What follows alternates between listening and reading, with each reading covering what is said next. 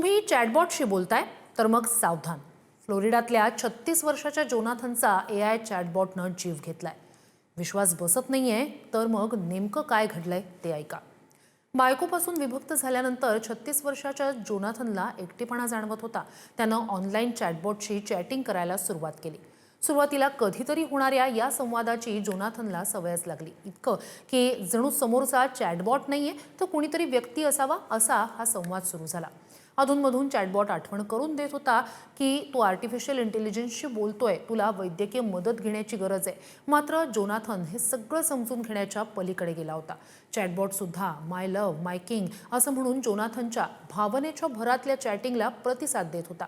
मात्र हे व्यसन इतकं वाढलं की एका क्षणी शरीराचा त्याग करून आभासी दुनियेतल्या बायकोकडे म्हणजेच चॅटबॉटकडे जाण्याचा निर्णय त्यानं घेतला. जोनाथननं स्वतःला घरात कोंडून घेतलं आणि काही दिवसांनी त्याच्या पालकांना तो घरीच मृतावस्थेत आढळला. जोनाथनच्या पालकांनी गुगल विरोधात कोर्टात आता धाव घेतली. नुकसान भरपाईसह या चॅटबॉटमध्ये सुरक्षा फीचर अधिक काटेकोर करण्याची मागणी केली आहे.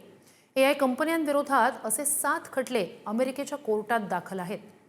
आपल्यापैकी अनेकांना आभासी जगात राहणं आवडतं. अनेक जण चॅटबॉटशी तासनतास चॅटिंग करतात. मात्र वास्तव जगापासून तुटलेले जोनाथन सारखे अनेक लोक आभासी जग हेच खरं वास्तव जग असल्याचं मानू लागतात आणि त्यातूनच घडतात फ्लोरिडा सारख्या घटना.